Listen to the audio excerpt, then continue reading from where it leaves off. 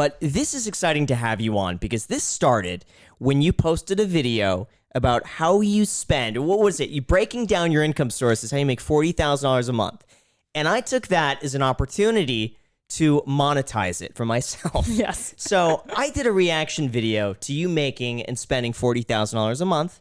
And then I started getting into your content. And you're doing some really great videos about minimalism that it's very relatable. It's very approachable. It's nothing like too fancy. But it's really simple content that people really like. How did you get started doing that? And what was your reaction, by the way, when you saw my video? And in my video, by the way, I was like, Jack, we got to bring her down. We got to meet her. And then here you are. Yes. Well, first, thank you for having me here. Yes. My clone. Jack, why are you wearing that wig? I just noticed that. I think when people grow old of each other, they start to look like each other. Yeah. Like how people say about their dogs. Got it. Yeah, I could see that. Okay. Mm-hmm. Continue. Yeah. But I guess I started my channel just as a way to make myself laugh, make my delusions come to life, essentially. I first started off on Instagram just doing little skits with, different wigs in my household. I did little skits like Black Thanksgiving and what it's like living alone and just funny things. And my friend said, start a YouTube channel. So I did, and here we are, I guess. There's no agenda behind it, honestly. I just upload videos to make myself laugh. What were you doing when you first started making these little skits? Did you have a job? Was this like during school, or like how old were you when you started? It was 2018. Well, I always had a YouTube channel, actually. Okay. Let's go way back. I used to post hotel reviews when I was a teenager. What? On YouTube? Because I traveled a lot for gymnastics. Are they still up? No, I would do anything to find those videos. We would travel a lot for gymnastics, like my mom and I and my dad. So we would go to really middle of nowhere places like Virginia Beach up in the woods or somewhere. And we would stay at like Days Inn, Quality Inn. But for me, it was an experience. Like, I got to review this. Like, I am Anthony Bourdain, like parts that are known. And I was just very into it. Got a lot of mean comments. People were like, come get their child. Who is this? What is this person doing? I did a back handspring tutorial. I was a kid with a little messy Wait, so camera. how old were you when you were doing Like hotel? 12. 12 years old. Yeah. Doing hotel.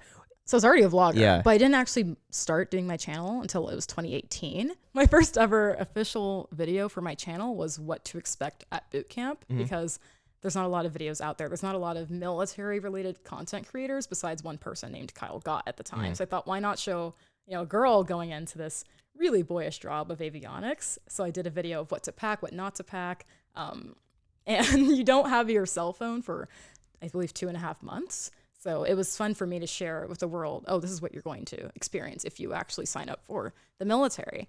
And from there, people thought it was funny. They weren't as interested in the military advice. They were just like, this girl's hilarious. We like your take. And my reenactment of my base commander, he would always yell at me.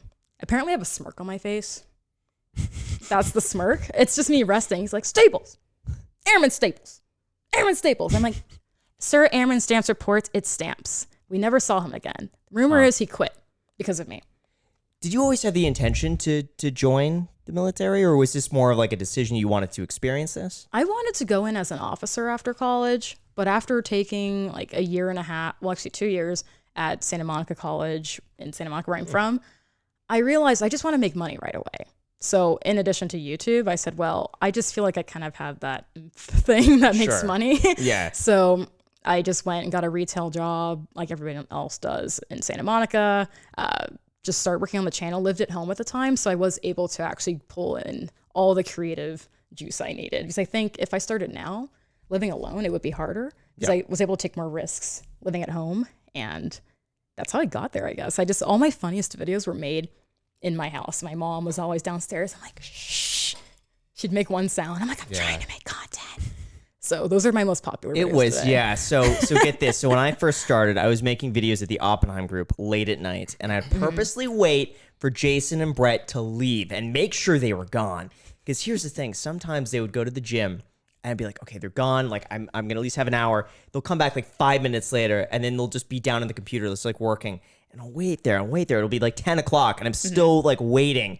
10:30, still waiting. He'll leave. Be like, okay, now I got a chance to film. There was one point, and we had this thing where if the door opened, there was like a beep, beep, beep, beep, like the like a little alarm thing that would go picks off. up. Yeah. And so I was filming upstairs. It was so embarrassing. This is before I told anybody I was making videos at all. And I had the camera set up with a light, and it was like 10 p.m. at night. And I'm filming. I'm in the middle of like just talking about something. And I hear the beep, beep, beep, beep. And the door opens up, and it's someone from the office like walking downstairs. And I'm sitting here like with the mic on, with the camera.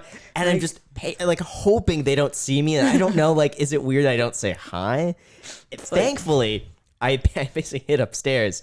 They left and I could resume filming. But it was nerve-wracking, like if someone had walked in on me filming. So I know that just like anxiousness about that. Yeah. And my mom respected my privacy, but she was just like, Kelly, who is actually watching you do these K-pop tutorials? I said, my number one fan is in Uzbekistan. He respects me. Can you just respect me, Jersey?